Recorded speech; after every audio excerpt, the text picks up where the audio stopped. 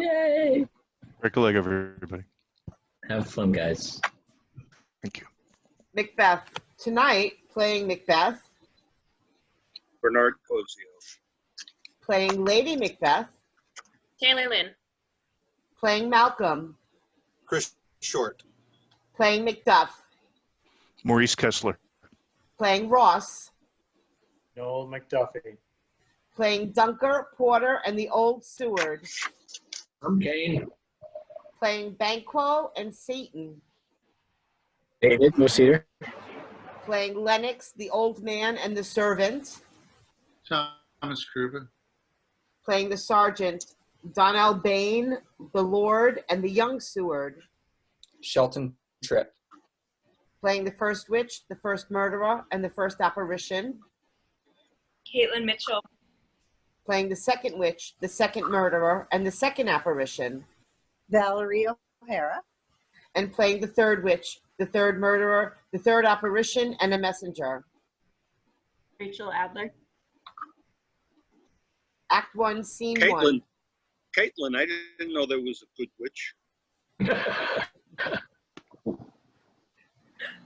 Act 1, Scene 1, a desert place. Thunder and lightning, enter 3 witches. When shall we three meet again in thunder, lightning, or in rain? When the hurly-burly's done, when the battle's lost and won. That will be ere the set of sun. Where the place? Upon the heath. There to meet Macbeth. I come, Grey Malkin. Hannah calls anon. Fair is foul, And foul is fair. Hover through the fog and fill the air. Scene 2, a camp near forest. Alarum within. Enter King Duncan, Malcolm, Donalbain, Lennox with attendants, meeting a bleeding sergeant. What bloody man is that? He can report as it seemeth by his flight of the revolt in New State. This is the sergeant who, like a good and hardy soldier, fought against my captivity. Hail, brave friend! Say to the king the knowledge of the broil as thou didst leave it. Doubtful it stood, as two spent swimmers that do cling together and choke their art. The merciless MacDowald, worthy to be a rebel, for to that the multiplying villainies of nature do swarm upon him. For the western isles of kerns and gallow glasses is supplied, and fortune, on his damned quarrel smiling, showed like a rebel's whore, but all too weak. For brave Macbeth, well he deserves that name, disdaining fortune with his brandished steel, which smote with bloody execution like valor's minion, carved out his passage till he faced the slave, which ne'er shook hands, nor bade farewell to him till he unseamed him from nave to the chops and fixed his head upon the battlements. Oh, valiant cousin, worthy gentlemen. As whence the sun gains his reflection, shipwrecking storms and direful thunders break, so from that spring whence comfort seemed to come, discomfort swells. Mark, King of Scotland, mark, no sooner justice had, with valor armed, compelled these skipping kerns to trust their heels by the Norwegian lords surveying vantage, and furbished arms and new supplies of men began a fresh assault. Dismayed not this our captains, Macbeth and Banquo? Yes, as sparrows, eagles, or the hare, the lion. If I say sooth, I must report they were as canyons overcharged with double cracks, so they doubly redoubled strokes upon the foe, except they meant to bathe in reeking wounds or memorize another Golgotha. I cannot tell, but I am faint. My gashes cry for help. So will thy words become thee as thy wounds. They smack upon her both. Go, get them, surgeons. Who comes here? The worthy Thane of Ross. What a haste looks through his eyes. So should he look that seems to speak things strange. God save the king. Whence camest thou, worthy Thane? From Fife, great king, where the Norwegian banners flout the sky and fan our people cold.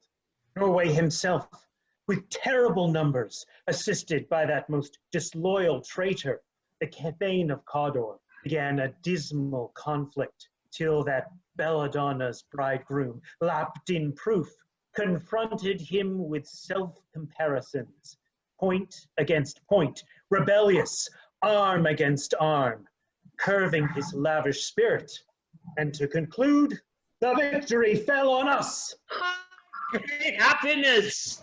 No more that Thane of Cawdor shall deceive our bosom interest. Go pronounce his present death, and with his former title, greet Macbeth. I'll see it done. What he hath lost, noble Macbeth hath won. Scene 3. A heath near forest. Thunder. Enter the three witches. Weird sisters, hand in hand, posters of the sea and land, doth do go about thrice to thine, and thrice to mine, and thrice again to make up 9. Peace, the charms wound up. A drum, Macbeth doth come. So foul and fair a day I have not seen. Far is to call the forests. But what are these, so withered and so wild in their attire, that look not like the inhabitants of the earth, and yet on it live you? Or are you aught that man may question? You seem to understand me, by each at once her choppy finger laying upon her skinny lips. You should be woman, and yet your beards forbid me to interpret that you are so. Speak, if you can. What are you? All hail, Macbeth! Hail to thee, Thane of Glamis! All hail, Macbeth! Hail to thee, Thane of Cawdor! All hail, Macbeth! Thou shalt be king hereafter.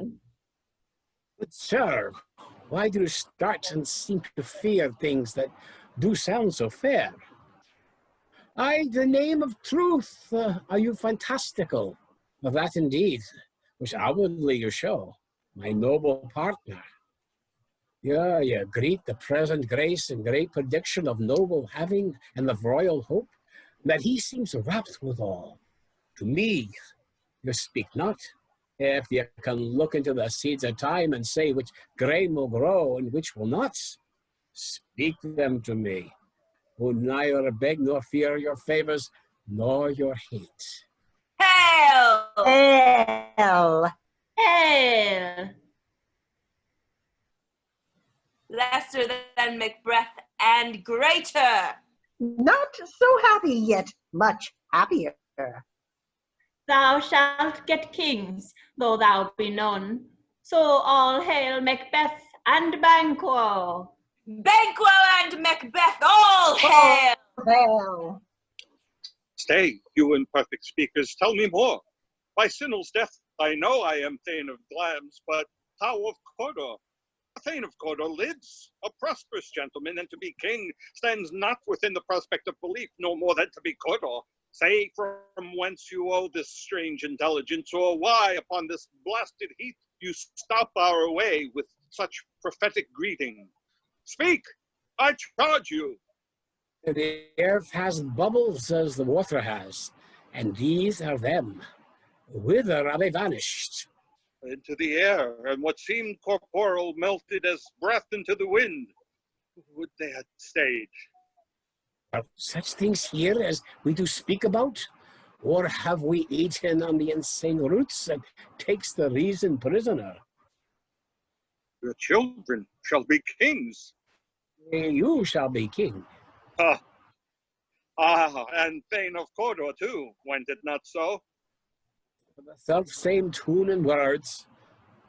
Who's here?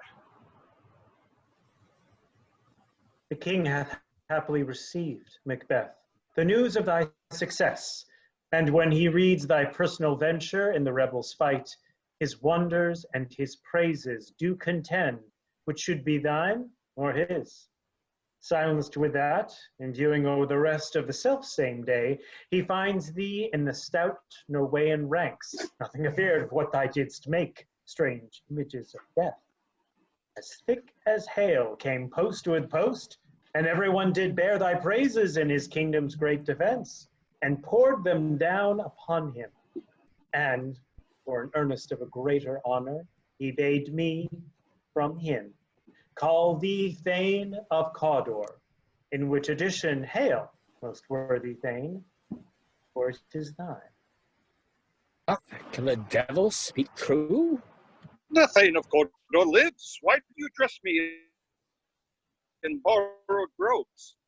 Who was the Thane lives yet, but under heavy judgment bears that life which he deserves to lose. Whether he was combined with those of Norway, or did line the rebel with hidden help and vantage, or that with both he labored in his country's wreck, I know not. But treason's capital, confessed and proved, have overthrown him. Clams and Thane of Cawdor, the greatest is behind. Thanks for your pains. Do you not hope your children shall be kings, when those that gave me Thane of Cawdor promised no less to them? The trusted home might yet enkindle you unto the crown. Besides the Thane of Cawdor, that is strange, and oftentimes to win us to our harm. The instruments of darkness tell us truths, win us with honest trifles. To betray is in deepest consequence. Cousin, a word, I pray you. Two truths are told as happy prologues to the swelling act of the imperial theme. The supernatural soliciting cannot be ill, cannot be good. If ill, why hath it given me earnest of success, commencing in a truth? I am Thane of Cawdor. If good, why do I yield to that suggestion whose image doth unfix my hair and make my seated heart knock at my ribs against the use of nature? Present fears are less than horrible imaginings. My thought, whose murder yet is but fantastical, shakes so my single state of man that function is smothered in surmise, and nothing is but what is not. Look how our partner's rats. If chance will have me king, why, chance may crown me without my stir. New horrors come upon him. Like our strange garments, cleave not to their mold, but with the aid of use. Come what may, time and the hour runs through the roughest day. Wary Macbeth, we stay upon your leisure. Give me your favor. My dull brain has fraught with things forgotten. Kind gentlemen, your pains are registered where every day I turn the leaf to read them. Let us towards the king. Think upon what has chanced, and at more time, the interim having waited, let us speak our free hearts to each other. Very gladly. Till then, enough.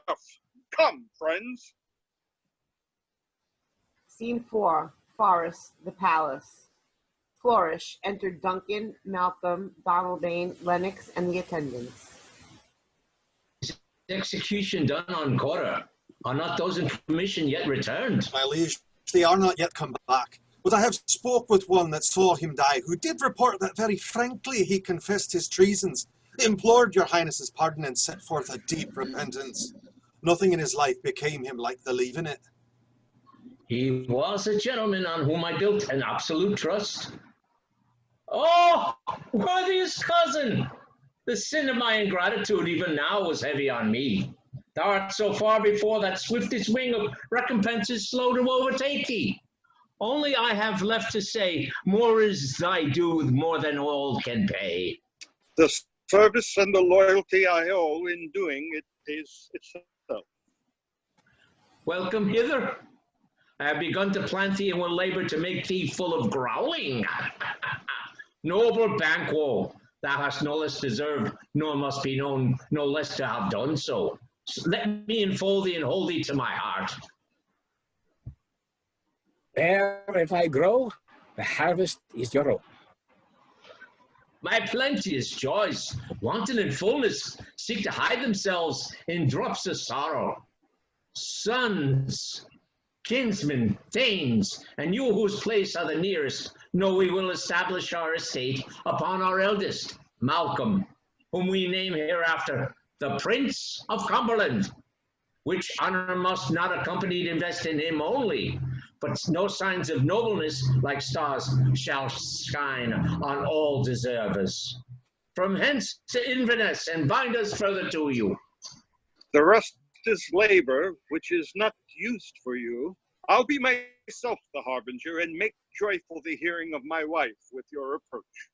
Ah, my worthy Cawdor. Prince of Cumberland, that is a step on which I must fall down, or else o'er leap, for in my way it lies. Stars, hide your fires. Let not light see my black and deep desires. Scene 5, Inverness, Macbeth's castle. Enter Lady Macbeth alone with a letter. They met me in the day of success, and I have learned by the perfectest report they have more in them than mortal knowledge. When I burned in desire to question them further, they made themselves air into which they vanished. Whiles I stood wrapped in the wonder of it, came missives from the king, who all hailed me Thane of Cawdor, by which title before these weird sisters saluted me, and referred me to the coming on of time with hail, King that shalt be. This have I thought good to deliver thee, my dearest partner of greatness, that thou mightst not lose the dues of rejoicing by being ignorant of what greatness is promised thee. Lay it to thy heart, and farewell. Glamis thou art, and Cawdor, and shalt be what thou art promised.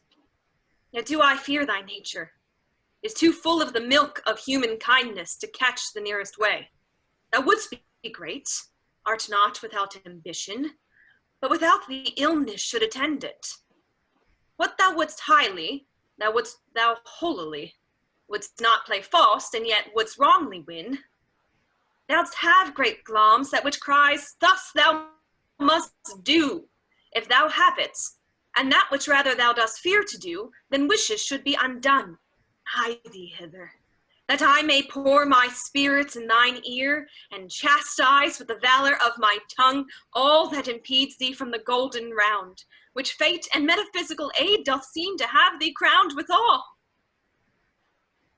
What is your tidings? Messenger. Any messenger. The king comes here tonight. Thou art mad to say it. Is not thy master with him, who, were it so, would have informed for preparation?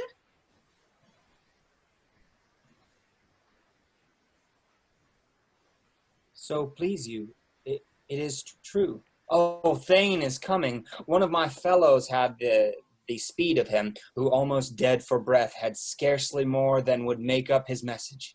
Give him tending. He brings great news. The raven himself is hoarse that croaks the fatal entrance of Duncan under my battlements. Come, you spirits, that tend on mortal thoughts, unsex me here, and fill me from the crown to the toe top full of direst cruelty. Make thick my blood.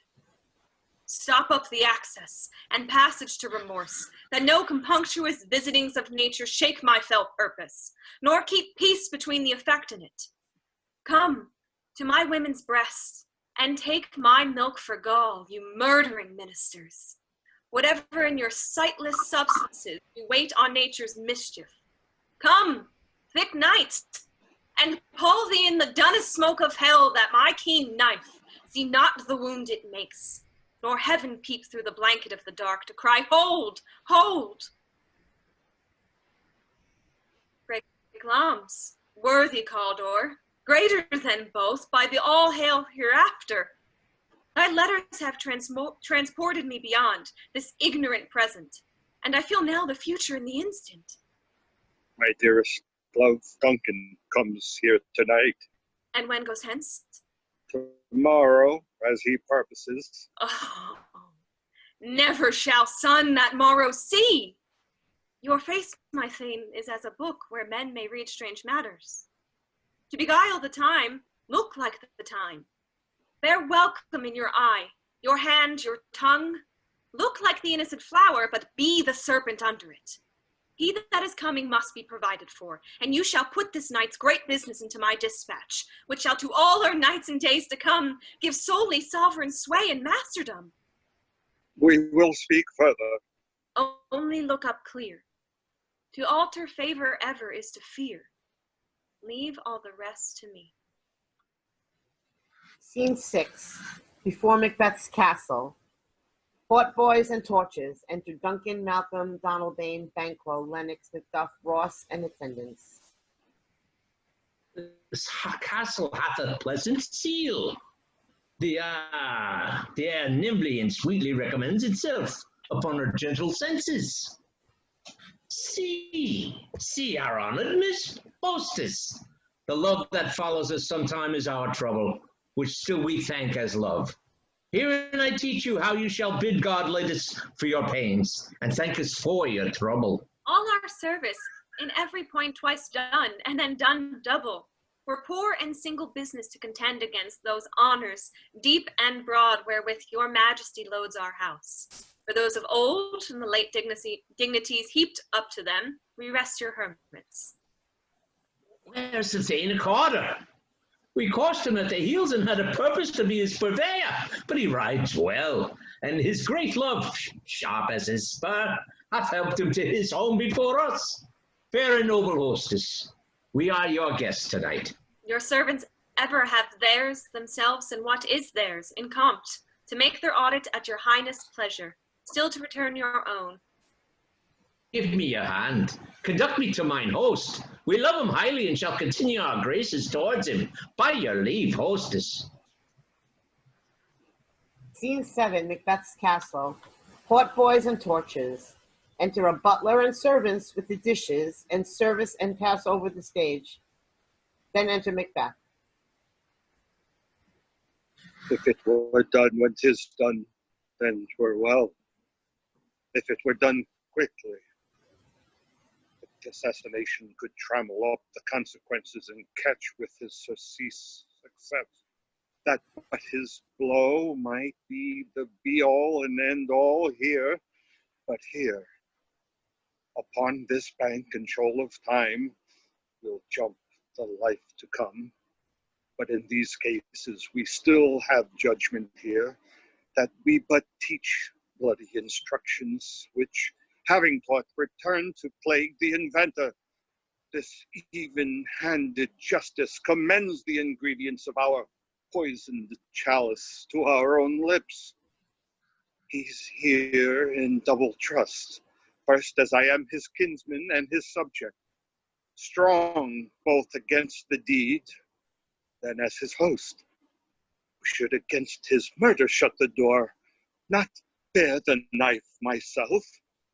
Besides this, Duncan hath borne his faculties so meek, hath been so clear in his great office, that his virtues will plead like angels, trumpet-tongued, against the deep damnation of his taking off, and pity like a naked newborn babe striding the blast.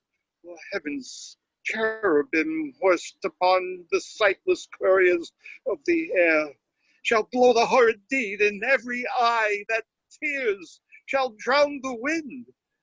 I have no spur to prick the sides of my intent, but only vaulting ambition, which o'erleaps itself and falls on the other. How now? What news? He has almost supped. Why have you left the chamber? Hath he asked for me? Know you not he has? We will proceed no further in this business. He hath honored me of late, and I have bought golden opinions from all sorts of people which would be worn now in their newest gloss, not cast aside so soon. Was the hope drunk wherein you dressed yourself? Hath it slept since? And wakes it now to look so green and pale at what it did so freely? From this time such I account thy love. Art thou afeard to be in the same in thine own act and valor as thou art in desire? Wouldst thou have that which thou esteemest the ornament of life, and live a coward in thine own esteem, letting I dare not wait upon I would, like the poor cat in the adage? Prithee, peace! I dare not do all that may become a man who dares do more is done. What beast was it then that made you break this enterprise to me? When you durst do it, then you were a man. And to be more than what you were, you would be so much more than the man. Nor time nor place did then adhere, and yet you would make both. They have made themselves, and that their fitness now does unmake you. I have given suck, and know how tender 'tis to love the babe that milks me. I would, while it was smiling in my face, have plucked my nipple from his boneless gums and dashed the brains out, had I so sworn as you have done to this. If we should fail. We fail? But screw your courage to the sticking place and will not fail. When Duncan is asleep, or to the rather shall his day's hard journey soundly invite him, his two chamberlains will I, with wine and wassail, so convince that memory, the water of the brain, shall be a fume, and the receipt of reason a limbeck only, when in swinish sleep their drenched natures lie as in a death. What cannot you and I perform upon the unguarded Duncan? What not put upon his spongy officers, who shall bear the guilt of our great quell? Bring forth men children only, for thy undaunted metals should compose nothing but males. Will it not be received when we have marked with blood those sleepy two of his own chambers, and used their very daggers that they have done it? Who dares receive it other, as we shall make our griefs and clamor roar upon his death? I am settled, and bend up each corporal agent to this terrible feat. Away, and mock the time with fairest show. False face must hide what the false heart doth know. Act 2, Scene 1. Court of Macbeth's castle. Enter Banquo and Fleance bearing a torch before him. Moon is down. I have not heard the clock. She goes down at 12, but I take 'tis later. There's husbandry in heaven, their candles are all out. A heavy summons lies like lead upon me, and yet I wouldn't sleep. Merciful powers restrain in me the cursed thoughts that nature gives way to in repose. Who's there? Our friend. They are not yet at rest. The king's abed. He hath seen an unusual pleasure, and set forth great largesse to your offices. Being unprepared, our will became the servant to defect, which else should free have wrought. All's well. I dreamt last night of the three weird sisters. To you they have showed some truth. I think not of them. Yet, when we can entreat an hour to serve, we would spend it in some words upon that business if you would grant the time. At your kind's leisure. If you shall cleave to my consent, when 'tis, I shall make honor for you. Oh, I lose none in seeking to augment it, but still keep my bosom franchised and allegiance clear. I shall be consuls. A good repose the while. Hey, thanks, sir. The like to you. Go bid thy mistress, when my drink is ready, she strike upon the bell. Get thee to bed. Is this a dagger which I see before me? The handle toward my hand? Come, let me clutch thee. I have thee not, yet I see thee still. Art thou not fatal vision sensible to feeling as to sight? Or art thou but a dagger of the mind, a false creation proceeding from the heat oppressed brain? I see thee yet, in form as palpable as this which now I draw. Thou marshalst me the way that I was going, and such an instrument I was to use. Mine eyes are made the fools of the other senses, or else worth all the rest. I see thee still, and on thy blade and dudgeon gouts of blood, which was not seen before. There's no such thing, if this bloody business which informs thus to mine eyes. Now, for the one half world nature seems dead, and wicked dreams abuse the curtained sleep.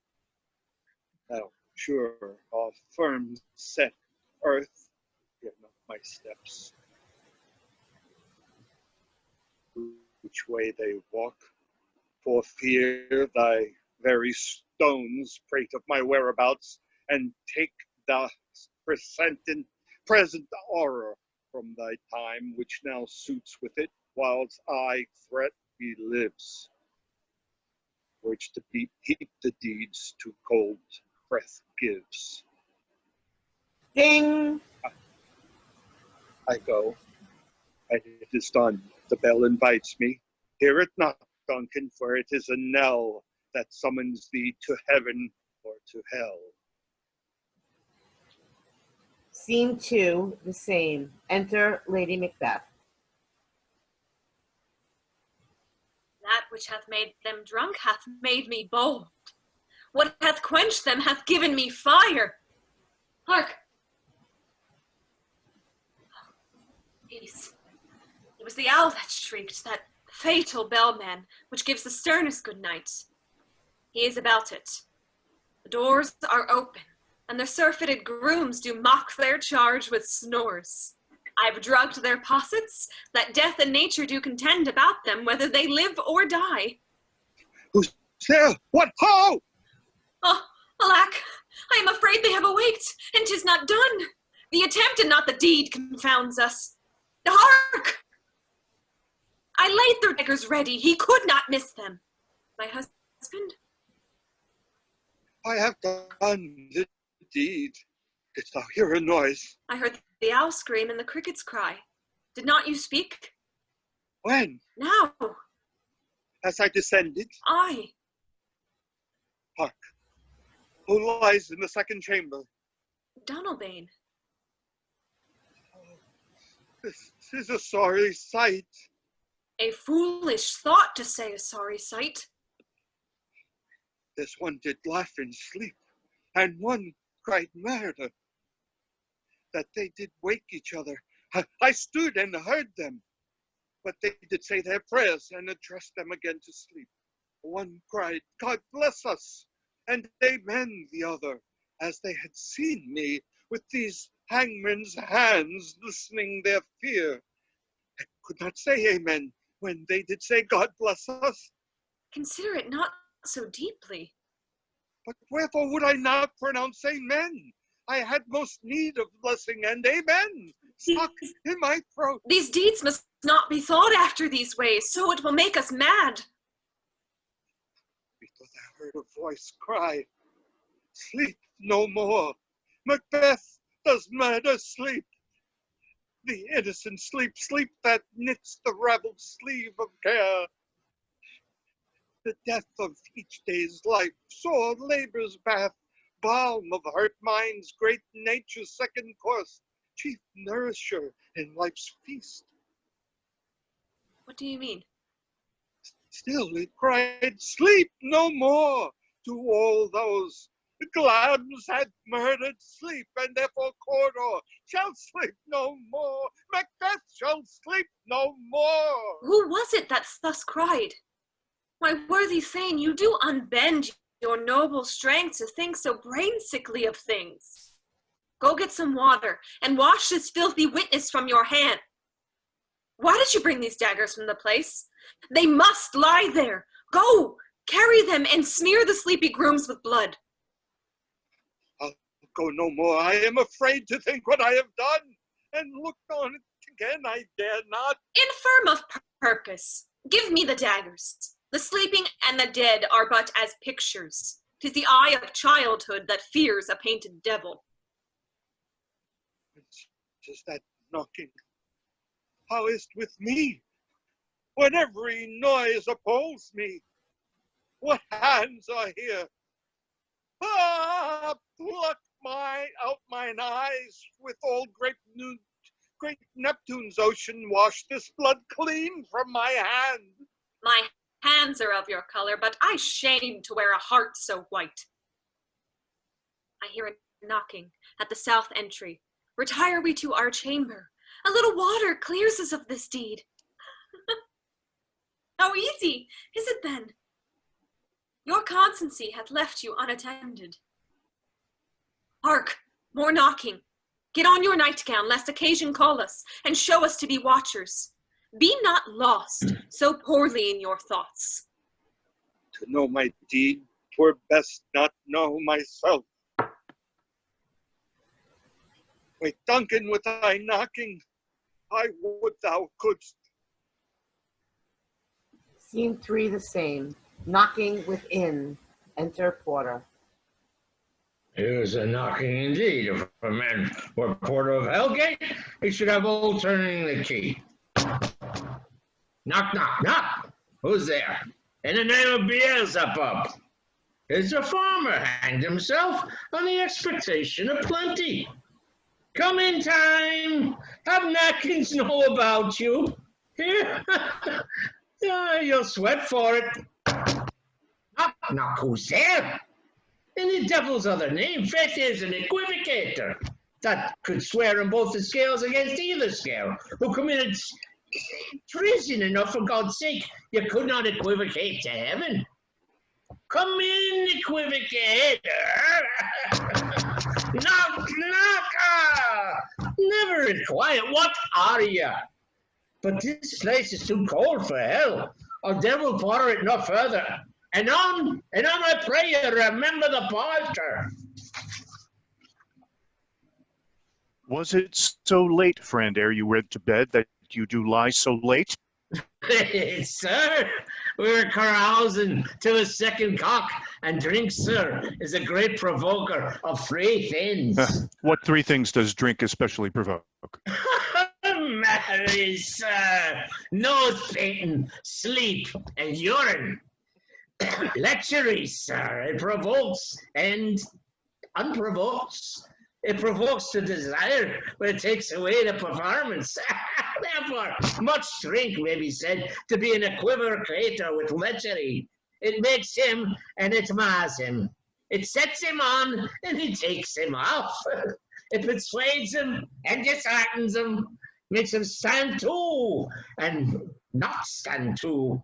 In conclusion, equivocates him in his sleep, and giving him the lie leaves him. I believe drink gave thee the lie last night. Is thy master stirring? Our knocking has awakened him. Here he comes.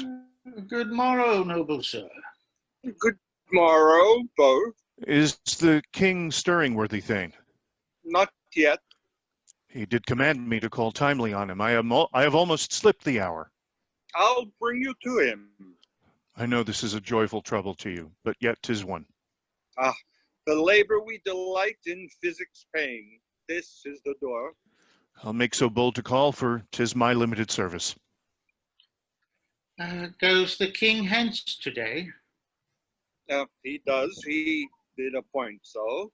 The night has been unruly. Where we lay, our chimneys were blown down, and, as they say, lamentings heard of the air, strange screams of death, and prophesying with accents terrible, of dire combustion and confused events, new hatched to the woeful time. The obscure bird clamored the livelong night. Some say the earth was feverish and did shake. It was a rough night. My young remembrance cannot parallel a fellow to it. Oh, horror, horror, horror. Tongue nor heart cannot conceive nor name thee. What's the matter? Confusion now hath made his masterpiece. Most sacrilegious murder hath broke ope the Lord's anointed temple and stole thence the life of the building. What is you say? The life? Mean you his majesty? Approach the chamber and destroy your sight with a new gorgon. Do not bid me speak. See, and then speak yourselves. Awake! Awake! Ring the alarm bell! Murder and treason! Banquo and Darlman, Malcolm, awake! Shake off this downy sleep, death's counterfeit, and look on death itself! Up, up, and see the great doom's image! Malcolm, Banquo, as from your graves rise up and walk like sprites to countenance this horror. Ring the bell! What's the business that such a hideous trumpet calls to parley the sleepers of the house? Speak! Speak! Oh, gentle lady, 'tis not for you to hear what I could speak. The repetition in a woman's ear would murder as it fell. Oh, Banquo, Banquo, our royal master's murdered! Oh, alas! What, in our house? No crew anywhere. Dear Duff, I prithee, contradict thyself, and say it is not so. Oh, had I but died an hour before this chance, I had lived a blessed time. For from this instant there's nothing serious in mortality, all is but toys. Renown and grace is dead. The wine of life is drawn, and the mere leaves is left this vault to brag of.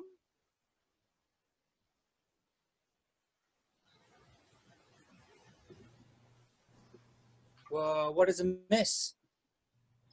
You are, and do not know it.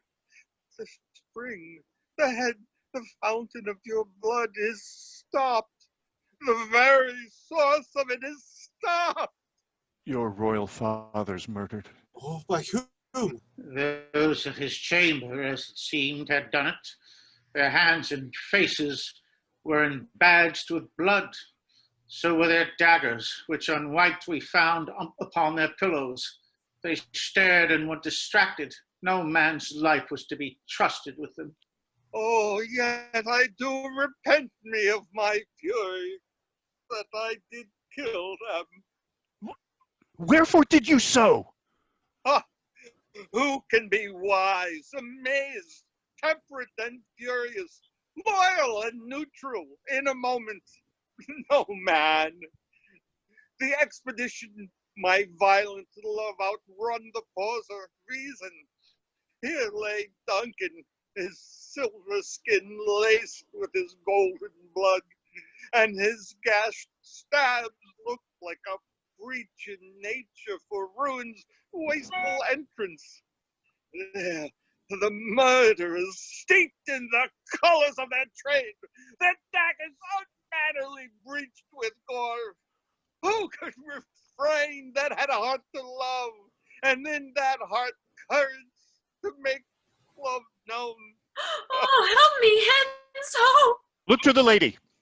Why do we hold our tongues that most may claim this argument for ours? What should be spoken here, where our fate hid in Arger Hall may rush and seize us? Let's away. Our tears are not yet brewed. nor our strong sorrow upon the foot of motion. Look to the lady, and when we have our naked frailties hid that suffer an exposure, let us meet and question this most bloody piece of work, to know it further. Fears and scruples shake us. In the great hand of God I stand, and thence against the undivulged pretense I fight of treasonous malice. And so do I. So all. Let's briefly put on manly readiness and meet in the hall together. Well contented. What will you do? Let's not consort with them. To show an unfelt sorrow is an office which the false man does easy. I'll to England. To Ireland, I. Our separated fortune shall keep us both the safer. Where we are, there's daggers in men's smiles. The near in blood, the nearer bloody. This murderous shaft that shot hath not yet lighted, and our safest way is to avoid the aim. Therefore to horse, and let us not be dainty of leave taken, but shift away. There's warrant in that theft which steals itself when there is no mercy left. Scene 4. Outside Macbeth's castle. Enter Ross, an old man. 70 I can remember well, within the volume of which time I have seen hours dreadful and things strange, but this sore night hath trifled for mine knowings. Ah, good father, thou seest the heavens, as troubled with men's act, threaten his bloody stage. By the clock 'tis day, and yet dark night strangles the travelling lamp. Is it night's predominance, or the day's shame that darkness does the face of earth entomb, when living light should kiss it? 'Tis unnatural, even like the deed that's done. On Tuesday last, a falcon, towering in her pride of place, was by a mousing owl hawked at and killed. And Duncan's horses, a thing most strange and certain, beauteous and swift, the minions of their race, turned wild in nature, broke their stalls, flung out, contending against obedience, as they would make war with mankind. 'Tis said they eat each other. They did so, to the amazement of mine eyes that looked upon it. Here comes the good Macduff. How goes the world, sir, now? Why, see you not? Is it known who did the bloody deed? Those that Macbeth had slain. Alas, the day. What good could they pretend? They were suborned. Malcolm and Donalbain, the king's 2 sons, are stolen away and fled, which puts upon them suspicion of the deed. Against nature still.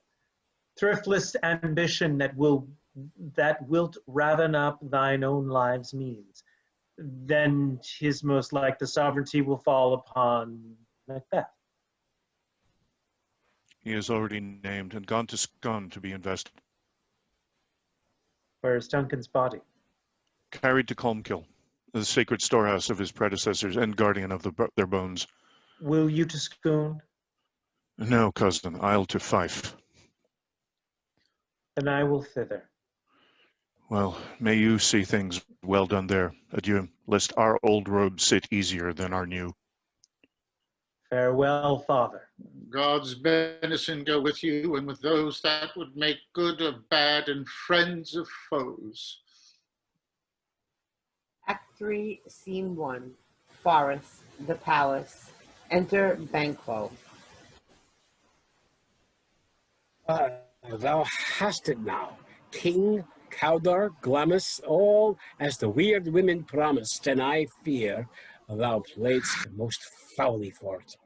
Yet it was said it should not stand in thy posterity, but that myself should be the root and father of many kings. If there come truth from them, as upon thee, Macbeth, their speeches shine, why, by the verities of thee made good, may they not be my oracles as well, and set me up in hope? But hush, no more. Ah, here's our chief guest.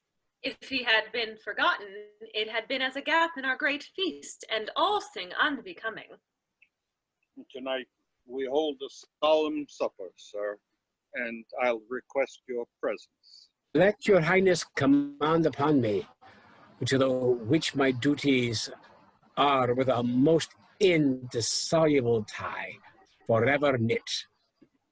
Ride you this afternoon? Aye, my good lord. Is it far you ride? As far, my lord, as will fill up the time twixt this and supper. Go not my horse the better, I must become a bower of the night for a dark hour or twain. Fail not our feast. My lord, I will not. We here, our bloody cousins, are bestowed in England and in Ireland, not confessing their cruel parricide, filling their hearers with strange invention.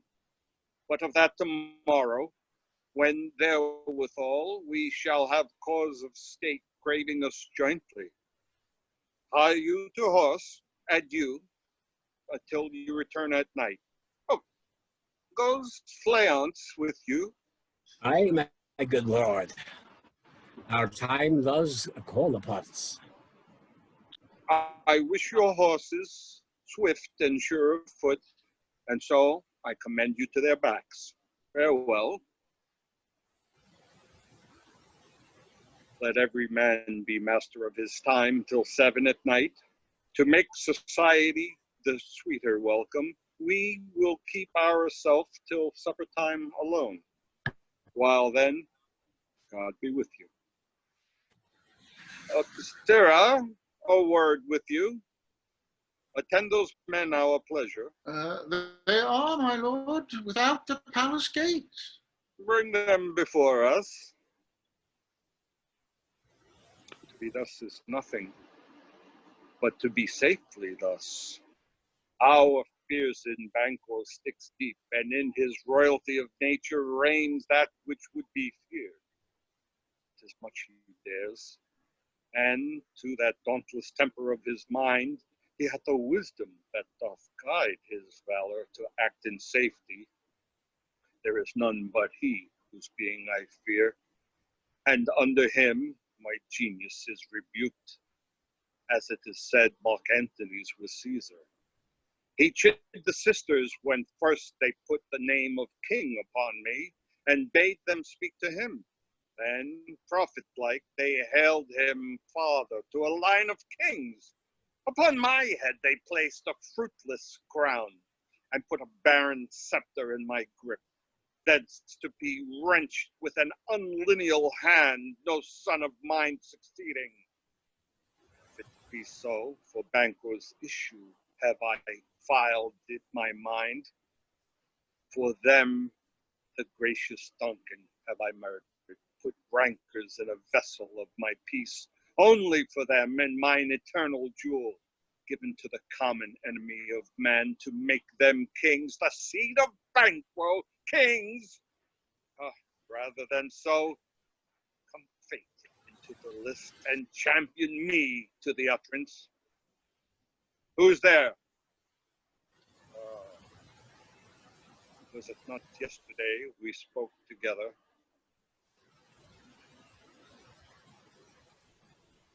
It was, so please your highness.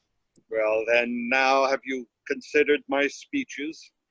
Know that it was he in the times past which held you so under fortune, which you thought had been our innocent self.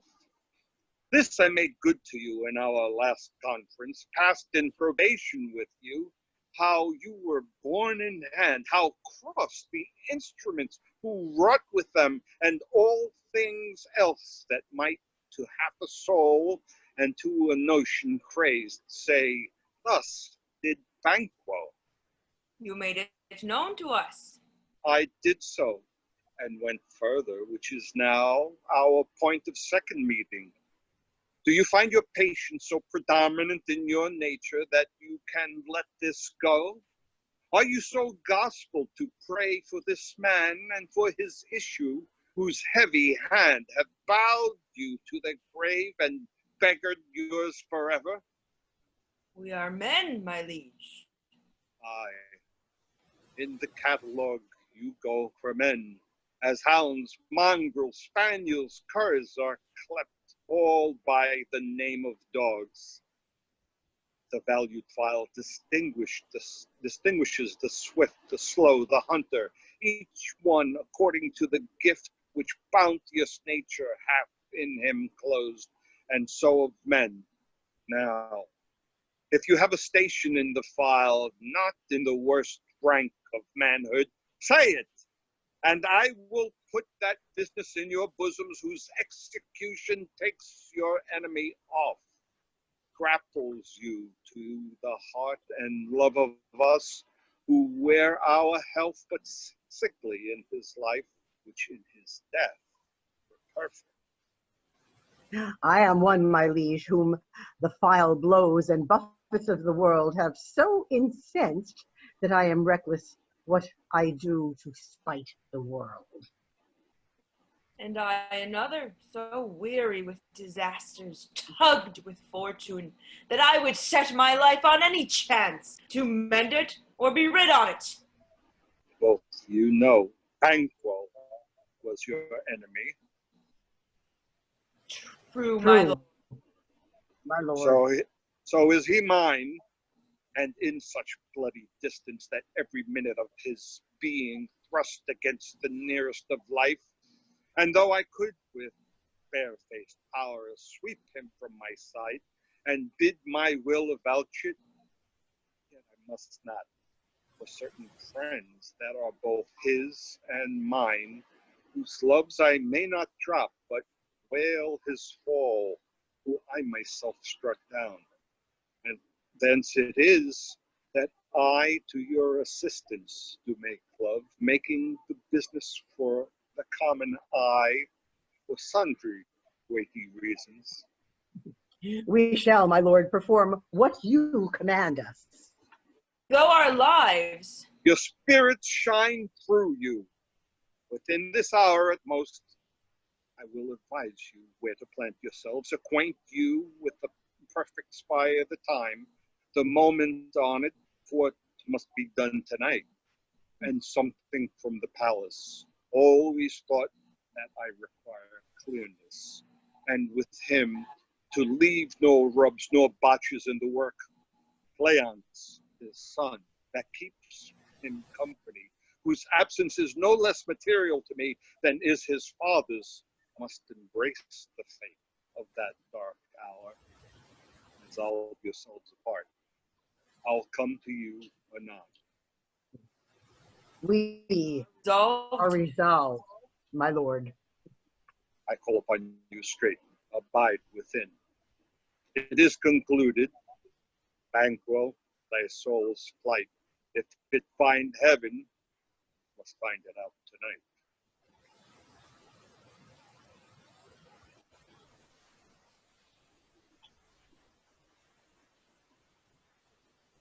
Naught's had, all spent, our desires got without content. 'Tis safer to be that which we destroy than by destruction dwell in doubtful joy. How now, my lord? Why do you keep alone? Of sorriest fancies your companions making, using those thoughts which should indeed have died with them they think on. Things without all remedy should be without regard. What's done is done. We have scorched the snake, not killed it. She'll close and be herself, whilst our poor malice remains in danger of her former tooth. But let the frame of things disjoint, both the world suffer, ere we will eat our meal in fear, and sleep in the affliction of these terrible dreams that shake us nightly. Better be with the dead whom we, to gain our peace, have sent to peace, than on the torture of the mind to lie in restless ecstasy. Duncan is in his grave. After life's fitful fever, he sleeps well. Treason has done his worst. nor steel, nor poison, malice, domestic, foreign, levy, nothing can touch him further. Come on, my gentle lord. Slake o'er your rugged looks. Be bright and jovial among your guests tonight. So shall I, love, and so, I pray, be you. Let your remembrance apply to Banquo. Present him eminence both with eye and tongue, unsafe the while that we must lave our honors in these flattering streams, and make our faces vizards to our hearts, disguising what they are. You must leave this. Oh, full of scorpions is my mind, dear wife. Thou knowest that Banquo and his flayance lives. But in them nature's copy's not a turn. There's comfort yet, they are assailable. Then be thou jocund, ere the bat hath flown his cloistered flight, ere to black Hecate's summons the shard-born beetle with his drowsy hums hath wrung night's yawning peal. There shall be done a deed of dreadful note. What's to be done? Be innocent of the knowledge, dearest Chuck, till thou applaud the deed. Come, sailing night, scoff up the tender eye of pitiful day, and thy bloody and invisible hand cancel and tear to pieces that great bond which keeps me pale. Light thickens, and then the crow makes wing to the rooky wood. Good things of day begin to droop and drowse, while night's black agent to their praise do rouse. Thou marvelst at my words, but hold thee still. Things bad begun make strong themselves by ill. So, prithee, go with me. Scene 3. A park near the palace. Enter the first, second, and third murderer. But who did bid thee to join with us? Macbeth.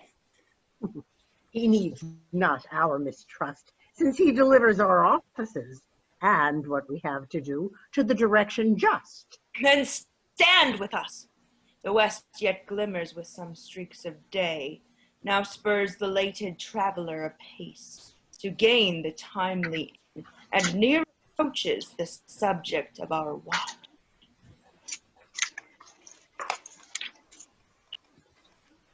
Hark! I hear horses. You also light there. Ho! Then 'tis he.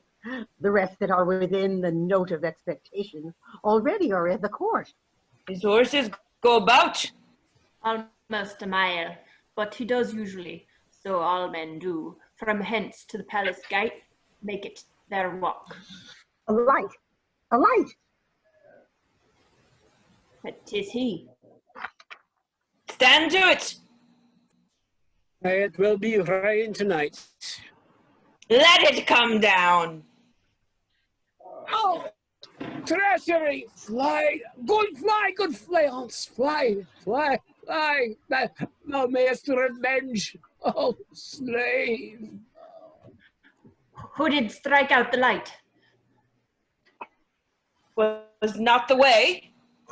There's but one down. The sun is fled.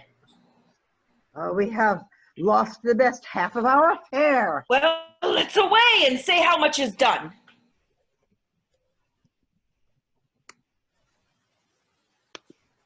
Scene 4. The same. Hall in the palace. A banquet prepared. Enter Macbeth, Lady Macbeth, Ross, Lennox, lords, and attendants.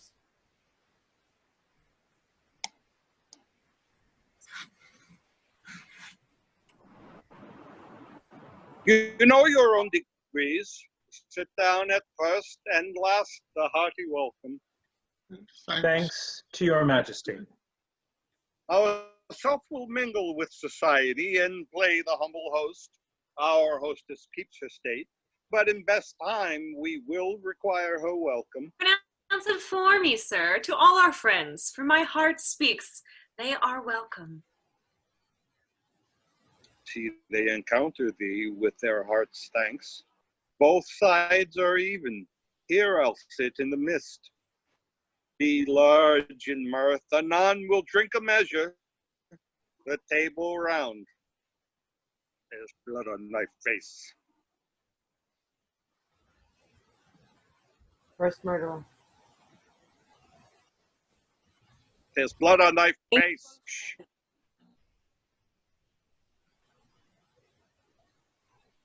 'Tis Banquo's then. Ah, 'tis better thee without than he within. Is he dispatched? My lord, his throat is cut. That I did for him. Shh. Thou art the best of the cutthroats. Yet he's good that did the like for Fleance. If thou didst it, thou art the nonpareil. Most royal, sir. Oh, sorry. Most royal, sir. Fleance has escaped. And comes my fit again. I had else been perfect, whole as the marble, founded as the rock, as broad and general as the casing air. But now I am cabined, cribbed, confined, bound into saucy doubts and fears. But Banquo's safe. My good lord, safe in a ditch he bides, with 20 trenched gashes on his head, the least a death to nature. Thanks for that. There the grown serpent lies, the worm that's fled hath nature in time will venom breed. No teeth for the present, get thee gone. Tomorrow we'll hear ourselves again. My royal lord, you do not give the cheer. The feast is sold that is not often vouched, while 'tis a making, 'tis given with welcome.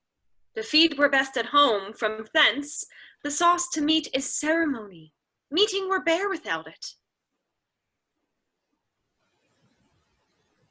Sweet remembrance, sir. Now, good digestion wait on appetite, and health on both. May it please your highness, sit. Here had we now our country's honor roofed, were the graced person of our Banquo present, whom I may rather challenge for unkindness than pity for mischance. His absence, sir, lays blame upon his promise. Please it your highness to grace us with your royal company. The table's full. Here is a place reserved, sir. Where? Here, my good lord. What is that moves your highness? Which of you have done this? What, my good lord? Thou canst not say I did it. Never shake thy gory locks at me. Gentlemen, rise. His highness is not well. Sit, worthy friends. My lord is often thus, and hath been from his youth. Pray you, keep seat. The fit is momentary. Upon a thought, he will again be well. If you much note him, you shall offend him and extend his passion. Feed and regard him not. Are you a man? Aye, and a bold one that dare look on that which might appall the devil. Oh, proper stuff. This is the very painting of your fear. This is the air-drawn dagger which you said led you to Duncan. Oh, these flaws and starts, impostors to true fear, would well become a woman's story at a winter's fire authorized by her grandam. Shame itself! Why do you make such faces? When all's done, you look but on a stool. Prithee, see there! Behold, look! Oh, how say you? Why care I? If thou canst not speak, do! What? Quite unmanned in folly? If I stand here, I saw him. Fie, for shame! Blood hath been shed ere now, in the olden time, ere every human statute purged the gentle wheel. And since too, murders have been performed too terrible for the ear.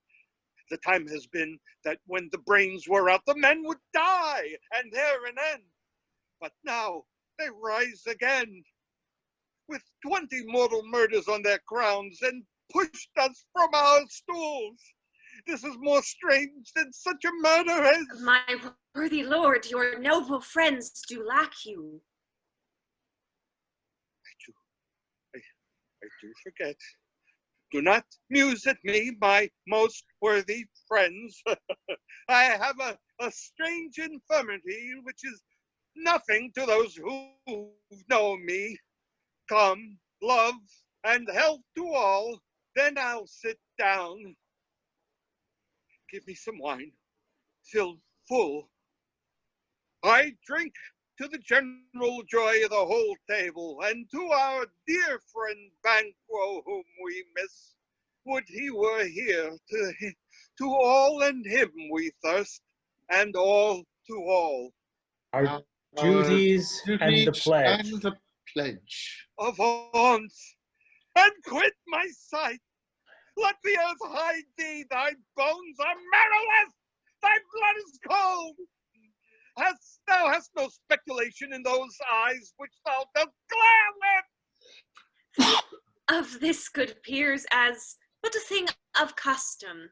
'Tis no other, only it spoils the pleasure of the time. Man dare, I dare. Approach thou like the rugged Russian bear, the armed rhinoceros or the Hyrcan tiger. Take any shape but that, and firm my nerves shall never tremble, or be alive again, and dare me to the desert with thy sword. If trembling I inhabit, then protest me the baby of a girl. Hence, horrible shadow, unreal mockery, hence!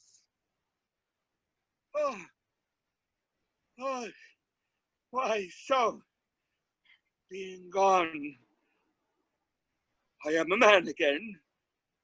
Pray you, sit still. You have displaced the mirth, broke the good meeting, and with most admired Where disorder. my pussy get? Oops. Can such things be and overcome us like a summer's cloud without our special wonder? To make me strange even to the disposition I owe.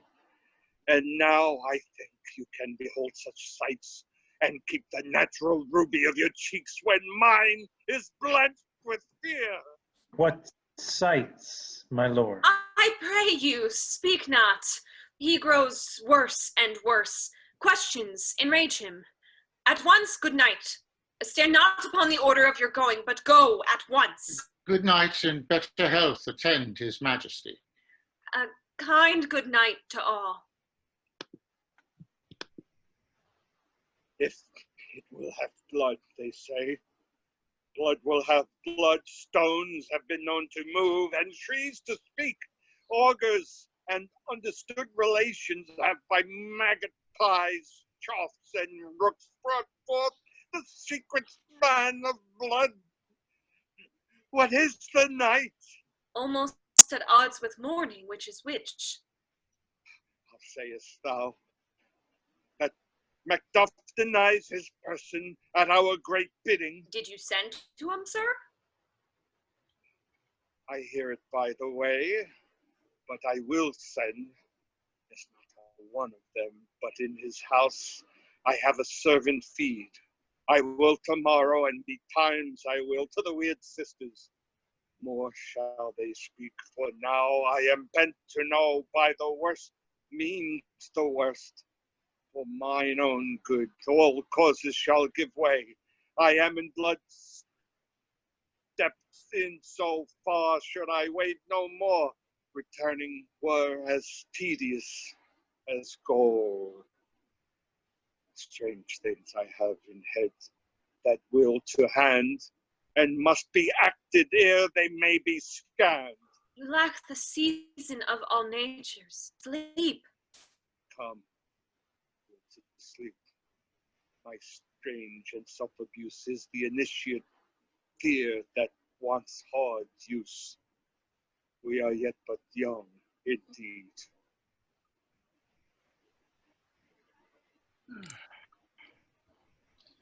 Scene 5, Uh-huh. Forest, the palace. My former speeches have but hit your thoughts, which can interpret further. Only I say things have been strangely born.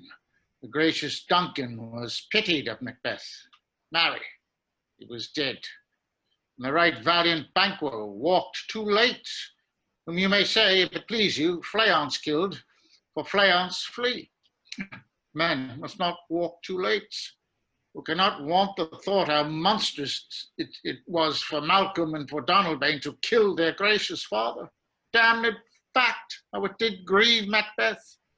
Did he not straight in pious rage the two delinquents tear that were the slaves of drink and thralls of sleep?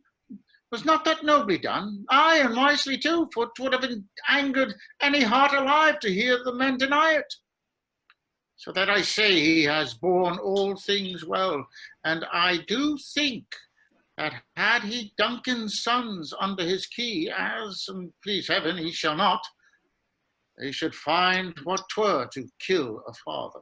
So should Fleance. But peace. For from broad words and cause he failed his presence at the tyrant's feast. I hear Macduff lives in disgrace. Sir, can you tell where he bestows himself? The son of Duncan, from whom this tyrant holds the due of birth, lives in the English court, and is received of the most pious Edward with such grace that the malevolence of fortune nothing takes from his high respect. Thither Macduff is gone to pray the holy king upon his aid, to wake Northumberland and warlike Sinward, that by the help of these, with him above to ratify the work, we may again give to our tables meat, sleep to our nights, free from our feast and banquets bloody knives, do faithful homage and receive free honors, all which we pine for now. And this report hath so exasperate the king that he prepares for some attempt of war. Sent he to Macduff? He did, and with an absolute, sir, not I. The cloudy messenger turns me his back and hums as who should say, you'll rue the time that clogs me this answer. And that well might advise him to caution to hold what distance his wisdom could provide. Some holy angel fly to the court of England and unfold his message ere he come, that a swift blessing may soon return to this our suffering country under a hand accursed. I'll send my prayers with him. Act 4, Scene 1, a cavern in the middle of a boiling cauldron.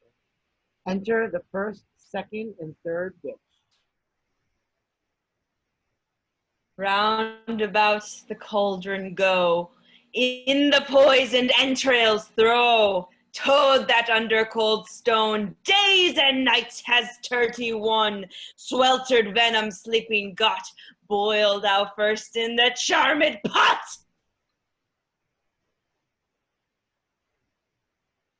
Double, double, toil and trouble. Fire burn and cauldron bubble. Filly of a finny snake in the cauldron boil and bake. Eye of newt and toe of frog, wool of bat and tongue of dog, adder's fork and blind worm's sting, lizard's leg and howlet's wing, for a charm of powerful trouble, like a hell broth boil and bubble. Double, double, toil and trouble. Fire burn and cold bubble. Scale of dragon, tooth of wolf, witch's mummy, maw and gulf, of the ravined salt sea shark, root of hemlock digged in the dark, liver of blaspheming Jew, gall of goat and slips of yew, slivered in the moon's eclipse, nose of Turk and Tartar's lips, finger of birth strangled babe, ditch delivered by a drab, make the gruel thick and slab. Double, double, toil and trouble. Fire burn and cauldron bubble. Cool it with a baboon's blood, then the charm is firm and good. By the pricking of my thumbs, something wicked this way comes. How now, you secret black and midnight hags? What is it you do? A deed without a name? I conjure you by that which you profess, however you come to know it, answer me. Though you untie the winds and let them fight against the churches, though the yeasty waves confound and swallow navigation up, though bladed corn be lodged and trees blown down, though castles topple on their waters' heads, though palaces and pyramids do slope their heads to their foundations, though the treasure of nature's germans tumble all together, even till destruction thicken. Answer me to what I ask you. Speak. Demand. Will answer. Say, if thou'st rather hear it from our mouths, or from our masters. Call him. Let me see him. Come high or low, thyself and office deftly show. Macbeth! Macbeth! Macbeth! Beware, Macbeth! Beware the Thane of Fife! Dismiss me! Enough! Whatever thou art, for thy good caution, thanks. Thou hast taught my fear aright, but one word more. He will not be commanded. Here's another one more potent than the first. Macbeth, Macbeth, Macbeth, be bloody, bold, and resolute. Laugh to scorn the power of man, for none of woman born shall harm Macbeth. Then I live. Macduff, what need I fear of thee? But yet thou make assurance double sure, and take a bond of fate. Thou shalt not live, that I may tell pale-hearted fear it lies, and sleep in spite of thunder. What is this that rises like the issue of a king and wears upon his baby brow the round and top of sovereignty? Be lion-mettled, proud, and take no care who chafes, who frets, or where conspirers are. Macbeth shall never vanquished be, until great Birnam Wood to high Dunsinane Hill shall come against him. That will never be.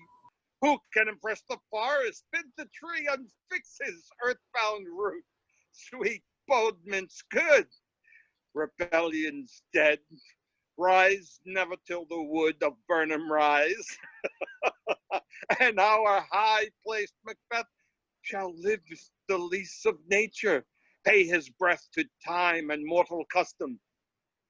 Yet my heart throbs to know one thing.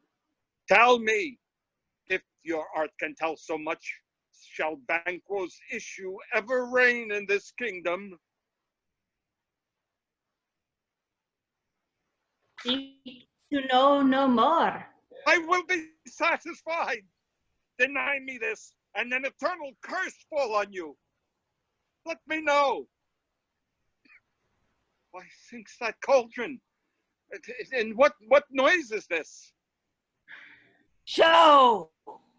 No. So, Show his eyes and grieve his heart. Come like shadows, so depart. Show of 8 kings, the 8th with the glass in his hand, and lastly the ghost of Banquo. Thou art too like the spirit of Banquo.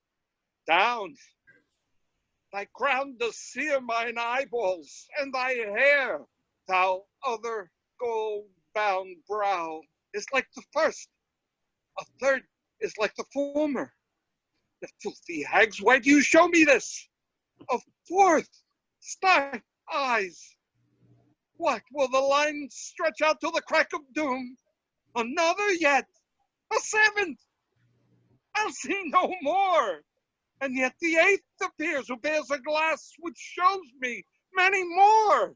And some I see that twofold bowls and treble scepters carry. Horrible sight.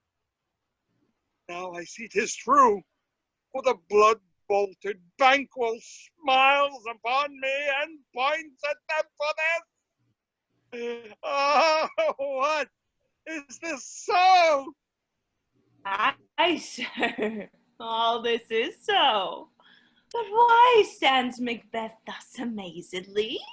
Come, sisters, cheer we up his sprites and show the best of our delights. I'll charm the air to give a sound, while you perform your antic round, that this great king may kindly say our duties did his welcome pay. Here they, gone. Oh, let this pernicious hour stand I accursed in the calendar. Come in without there. What's your grace's will? Saw you the weird sisters? No, my lord. Came they not by you? No, indeed, my lord. Infected be the air upon they ride, and damned be all those that trust them. I did hear the galloping of a horse. Who was it came by? 'Tis 2 or 3, my lord, that bring you word Macduff is fled to England. Fled to England? Aye, my good lord. Time thou anticipated my dread exploits. The flighty purpose ne'er is overtook unless the deed go with it. From this moment the very firstlings of my heart shall be the firstlings of my hand. And even now, to crown my thoughts with acts, be it thought and done, the castle of Macduff I will surprise. Seize upon the fife, give to thee the edge of the sword, his wife, his babes, and all unfortunate souls that trace him in his line. No boasting like a fool, this deed I'll do before this purpose cool. More sights. Where are these gentlemen? Come, bring me where they are. Scene 2, England, before the king's palace. Enter Malcolm and Macduff. Let us seek out some desolate shade, and there weep our sad bosoms empty. Let us rather hold fast the mortal sword, and like good men bestride our downfall and birthdom. Each new morn, new widows howl, new orphans cry, new sorrows strike heaven on the face, that it resounds as if it felt with Scotland and yelled out like syllable of dollar. This tyrant, whose sole name blisters our tongues, was once thought honest. You have loved him well. He hath not touched you yet.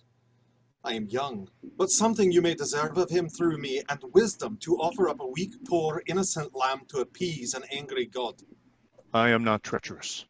But Macbeth is.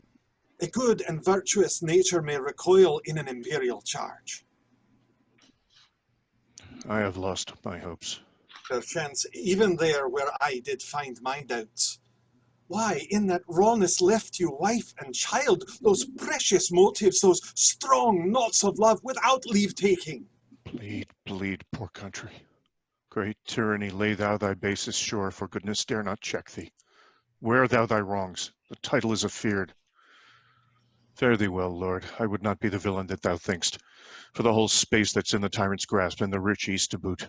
Be not offended, I speak not as in absolute fear of you. I think our country sinks beneath the yoke.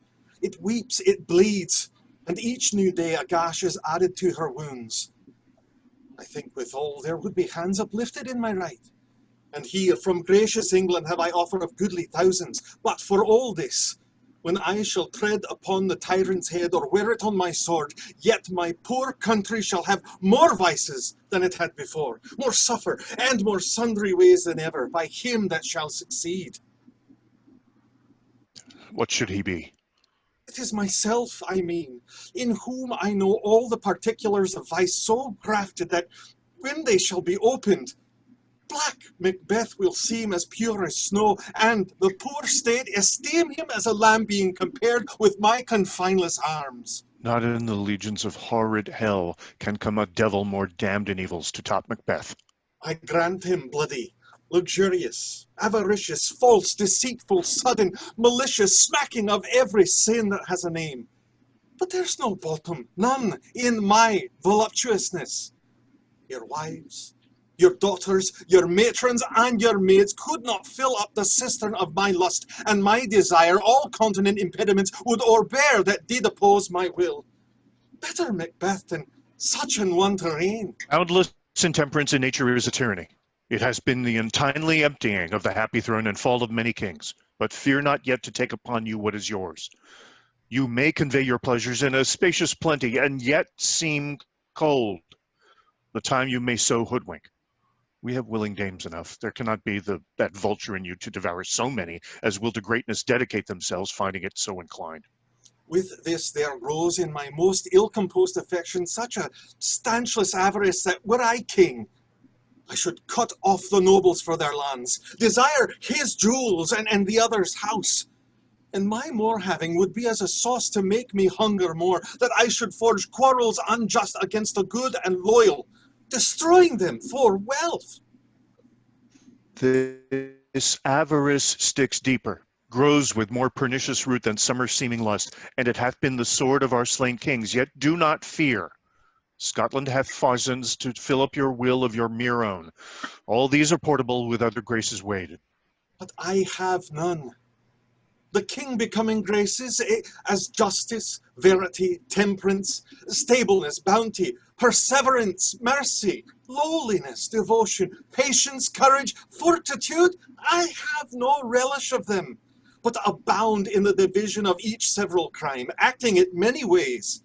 Nay, had I power, I should pour the sweet milk of concord into hell, uproar the universal peace, and confound all unity on earth. Scotland.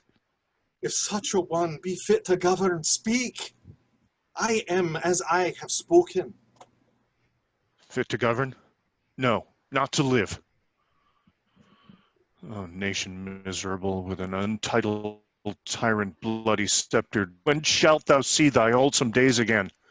Since that the truest issue of thy throne by his own interdiction stands accursed and does blaspheme his breed.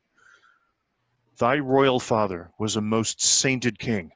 The queen that bore thee oftener upon her knees than on her feet, died every day she lived. Fare thee well. These evils thou repeatest upon thyself have banished me from Scotland. Oh, my breast, thy hope ends here.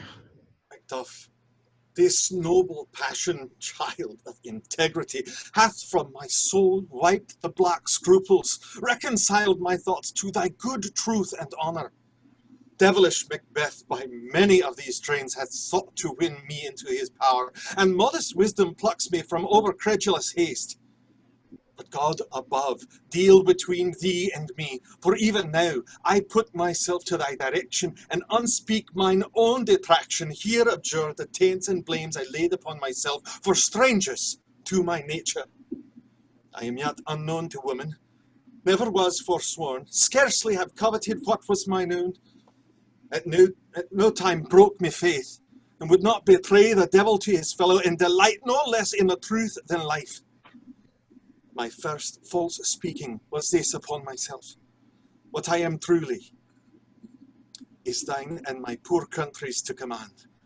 Whither indeed, before thy here approach, old Seward, with 10,000 warlike men, already at a point, was setting forth. Now, we'll together, and the chance of goodness be like our warranted quarrel. Why are you silent? Such welcome and unwelcome things at once. 'Tis hard to reconcile. Oh, see, who comes here? My ever gentle cousin, welcome hither. Sir, amen. Stands Scotland where it did? Alas, poor country, almost afraid to know itself. It cannot be called our mother, but our grave, where nothing but who knows nothing is once seen to smile, where sighs and groans and shrieks that rent the air are made, not marked, where violent sorrow seems modern ecstasy. The dead men's knell is there scarce asked for who, and good men's lives expired with flowers in their caps, dying or ere they sicken. Oh, relation too nice and yet too true. What's the newest grief? That of an hour's age doth hiss the speaker. Each minute teems a new one.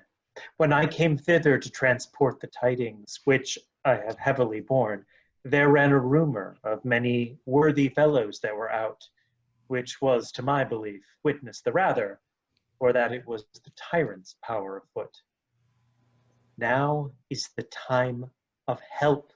Your eye in Scotland would create soldiers, make our women fight to doff their dire distresses.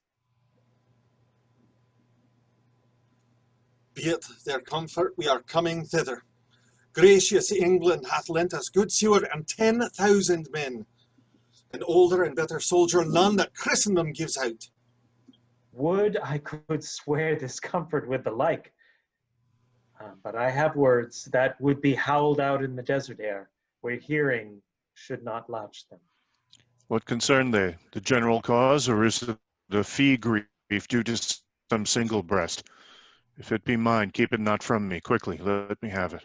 Let not your ears despise my tongue forever, which shall possess them with the heaviest sound that ever yet they heard. Your castle is surprised. Your wife and babes savagely slaughtered. Merciful heaven. My children too? Wife, children, servants, all that could be found. And I must be from thence. My wife killed too? I have said. Be comforted. Let us make medicines of our great revenge to cure this deadly grief. He has no children. All my pretty ones. Did you say all? Oh, hell, cut it! All! Oh, what, all my pretty chickens and their dam at one fell swoop? Dispute it like a man. I shall do so. But I must also feel it as a man. I cannot but remember such things that were most precious to me. Did heaven look on and would not take their part? Sinful Macduff, they were all struck for thee. Not that I am, not for their own demerits, but for mine. Fell slaughter on their souls. Heaven rest them now. Be this the whetstone of your sword. Let grief convert to anger. Blunt not the heart. Enrage it. Oh, I could play the woman with mine eyes and braggart with my tongue, but gentle heavens, cut short all intermission. Front to front, bring thou this fiend of Scotland and myself. Within my sword's length set him. If he escape, heaven forgive him too. This tune goes manly. Come, go we to the king. Our power is ready. Our lack is nothing but our leave. Macbeth is ripe for shaking, and the powers above put on their instruments. Receive what cheer you may. The night is long that never finds the day. Act 5, Scene 1, Dunsinane, anteroom in the castle. Enter Lady Macbeth in a trance across the stage. Here's a spot. Out, damn spot! Out, I say! 1, 2. Why, then 'tis time to do it. Oh, hell is murky. Fie, my lord, fie! A soldier and afeard! What need we fear who knows it, when none can call our power to account? Oh, yet who would have thought the old man had so much blood in him? The Thane of Fife had a wife. Where is she now? What? Will these hands ne'er be clean? No more of that. My lord, no more of that. You marvel with the starting. Oh, here's the smell of the blood still. All the perfumes of Arabia will not sweeten this little hand. Oh, oh, oh, wash your hands. Put on your nightgown. Look not so pale. I tell you yet again, Banquo's buried. He cannot come out on his grave. To bed, to bed. There's knocking at the gate. Come, come, come, come, give me your hand. What's done cannot be undone. To bed, to bed, to bed. Scene 2, the country near Dunsinane. Drums and colors, enter Ross, Lennox, and soldiers. The English power is near, led on by Malcolm, his uncle Seward, and the good Macduff. Revenges burn in them, for their dear causes would be the bleeding and the grim alarm excite the mortified man. Near Burnham Wood shall we well meet them. That way are they coming. Who knows if Donalbain be with his brother? For certain, sir, he is not. I have a file of all the gentry. There is Seward's son, and many youths that are even now protest their first of manhood. What does the tyrant? The great Dunsinane he strongly fortifies. Some say he's mad, others that lesser hate him do call it valiant fury.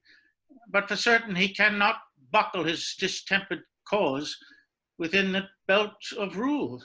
Now does he feel his secret murders sticking on his hands.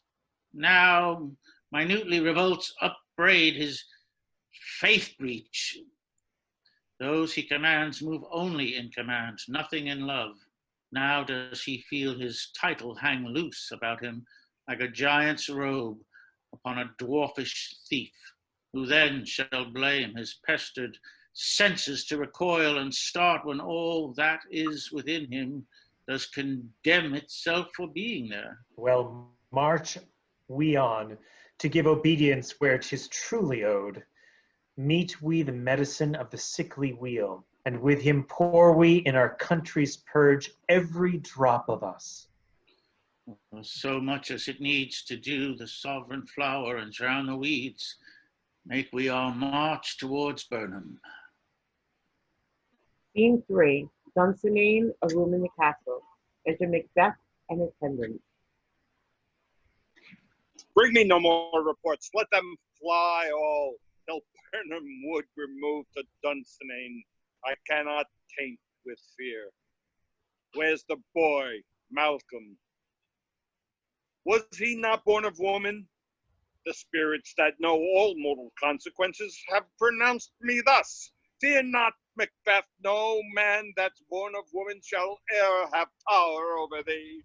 Then fly, false stains, and mingle with the English epicures.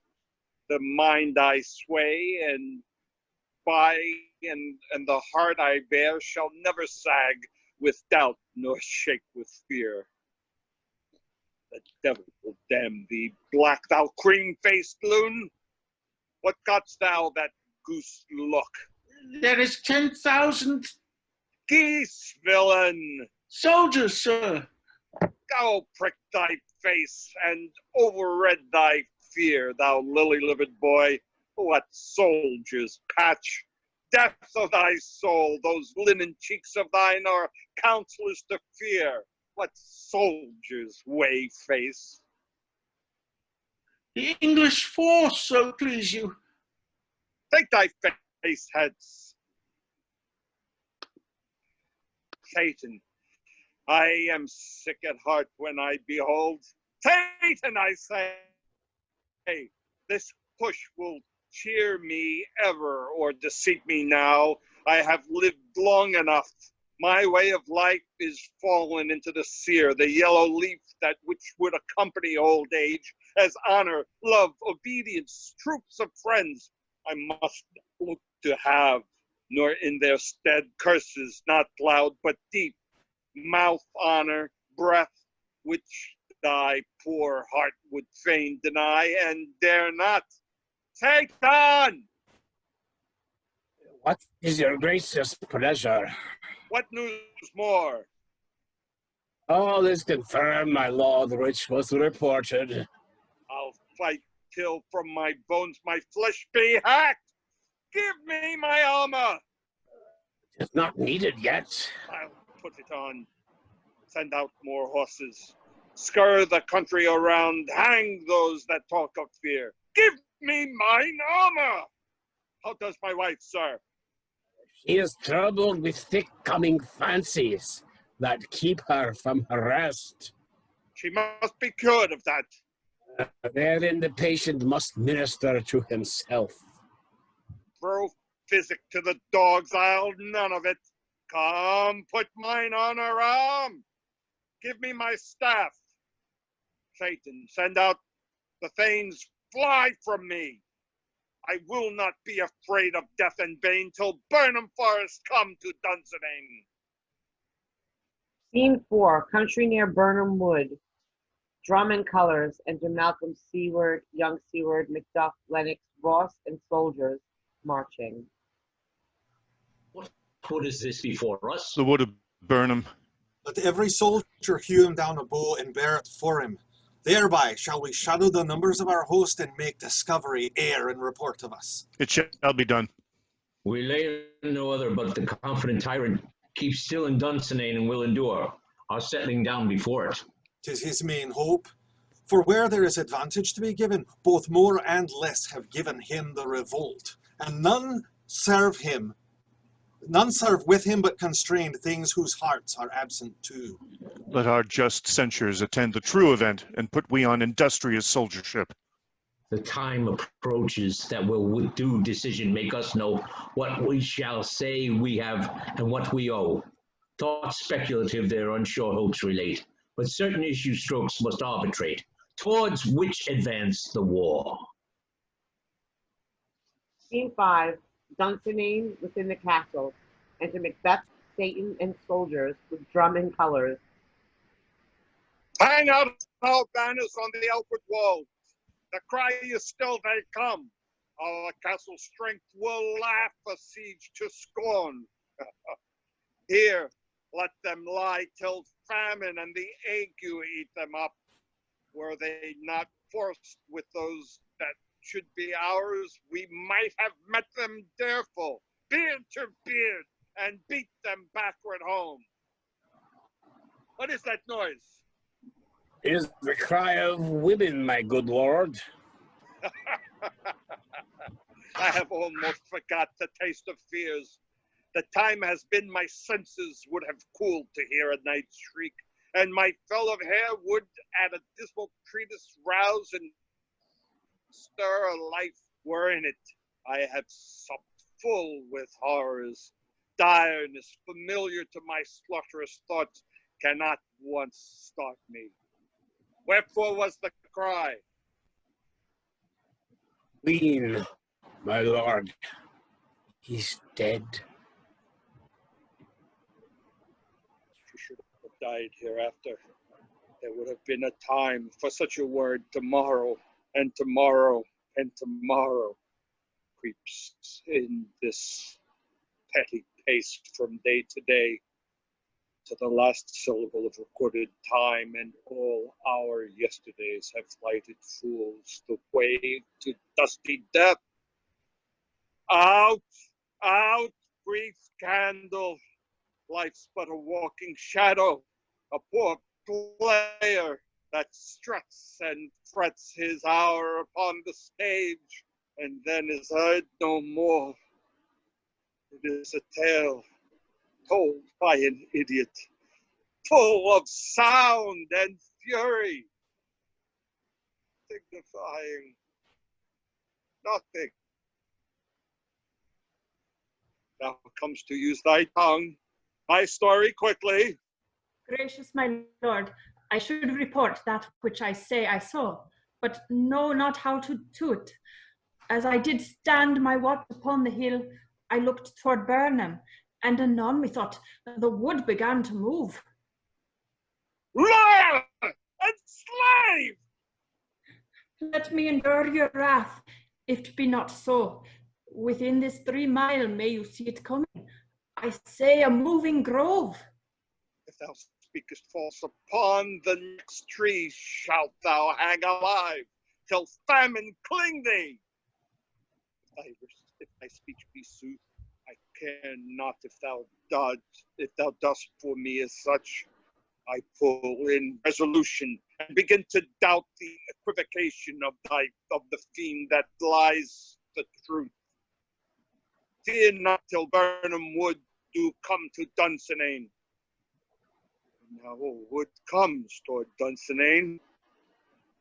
And out! If this which he avouches does appear, there is nor flying hence nor tarrying here. Be weary of the sun, and wish the estate of the world were now undone. Ring the alarm bell! Blow, wind! Come, wrath! At least we'll die with harnesses on our back. Scene 6, Dunsinane, before the castle. Drum and colors. Enter Malcolm, Seward, Macduff, and their army. Now near enough. Your leafy screens throw down and show like those you are. You, worthy uncle, shall with my cousin, your right noble son, lead our first battle. Worthy Macduff and we shall take upon us what else remains to do, according to our order. Aye, fare you well. But do we find the tyrant's power tonight? Let us be beaten if we cannot fight. Make all our trumpets speak. Give them all breath, those clamorous harbingers of blood and death. Scene 7, another part of the field. Alarms. Enter Macbeth. They have tied me to a stake. I cannot fly, but bear like I must fight the course. What's he that was not born of woman? Such a one am I to fear or none. What is thy name? Thou'd be afraid to hear it. My name's Macbeth. The devil himself could not pronounce a title more hateful to mine ear. No, nor more fearful. Thou liest! Aboard, tyrant, with my sword, I'll prove the lie thou speakest. They fight, and young Seward is slain. Thou wast born of woman. What swords I smile at. Weapons laugh to scorn, brandished by man that's of women born.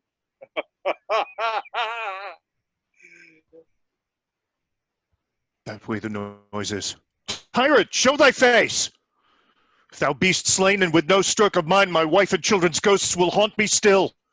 I cannot strike at wretched kerns whose arms are hired to bear their staves. Either thou, Macbeth, or else my sword with an unbattered edge I sheathe again undeeded. There thou shouldst be. By this great clatter, one of greatest note seems bruited. Let me find him fortune, and more I beg not. This way, my lord. The castle's gently rendered. The tyrant's people on both sides do fight. The noble things bravely, but in the war, the day almost itself professes yours, and little is to do. We have met with foes that strike beside us. Enter, sir, the castle.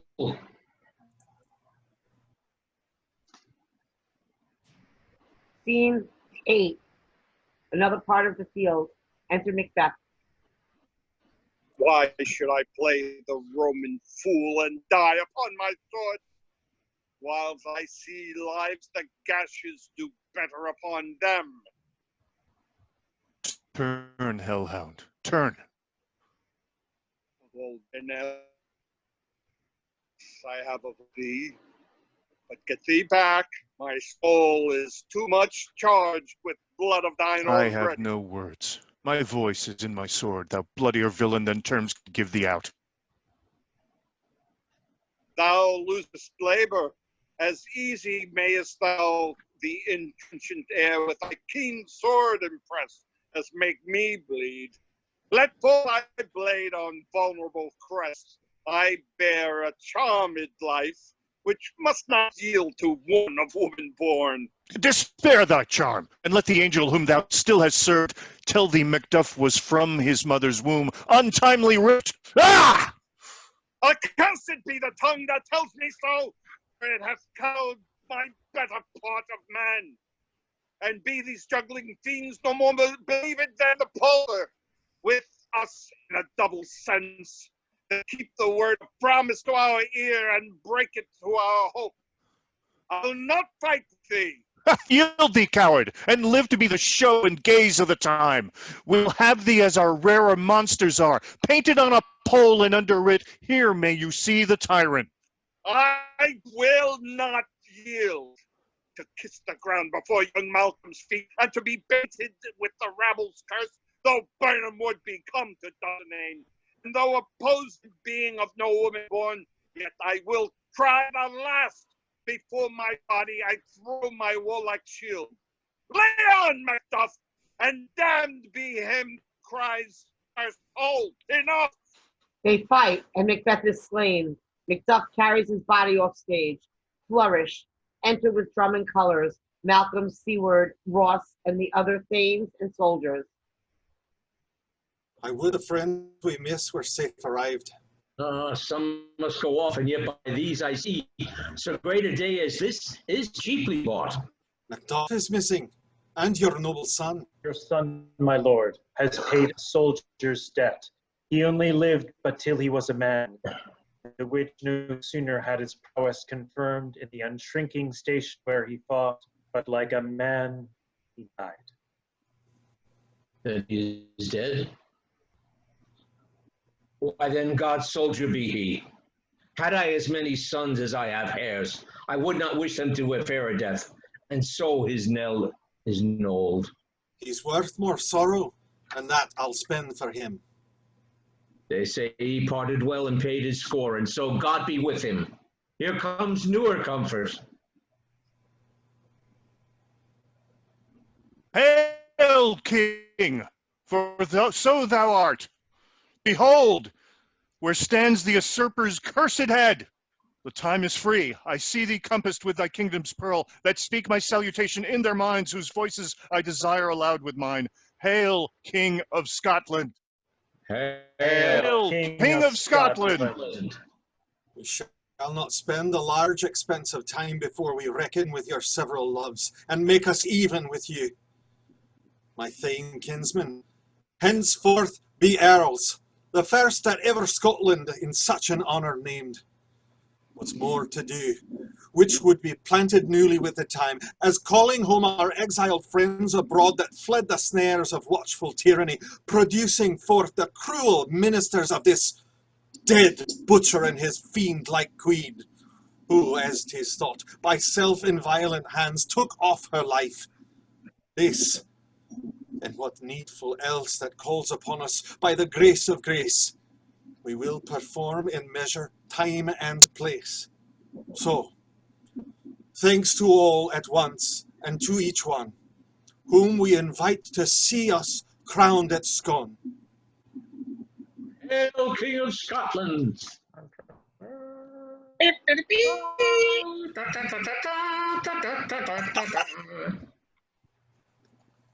Yay! Death to the tyrants. I got to kill Bernie for the first time. Oh, that is the Scottish play. Yeah. Sorry, Bernie. No. Now, if I had to be killed by somebody, Oh. it just makes me. What? Go ahead. I'm going to say this is the most ununderstandable play that you guys have done for me yet. I thought you guys were fabulous. I loved every one of you, but I literally have no idea what's going on. I don't know why he was killed. I don't know nothing. You guys were married, had no idea. Like, I really have I couldn't follow any of it, really. I don't know. This language was hard, this one, really. Marielena, the key to this play is opium. Opium and whores. That's really it. That's all it is. Oh, I would have broke out my pipe and toke if I thought that it was going to help me understand this. That's how I felt the first time I read Lear. I was just reading it like, what the hell is going on here? I can't follow. There's an app out there that I have the trial of. It gives you the opportunity to, the in-app purchases. You can get the script for Macbeth, and you can buy a modern translation of the entire text as though it was performed in modern speech. Wow. And yeah, annotated to hell. It's really interesting. What, can you not understand a word it's saying? No comment. If I'd have tried to do a dialect, man, it would have sounded like a comedy. Was that like mine, probably? No. Number one has You folks that did that. Chris, yeah.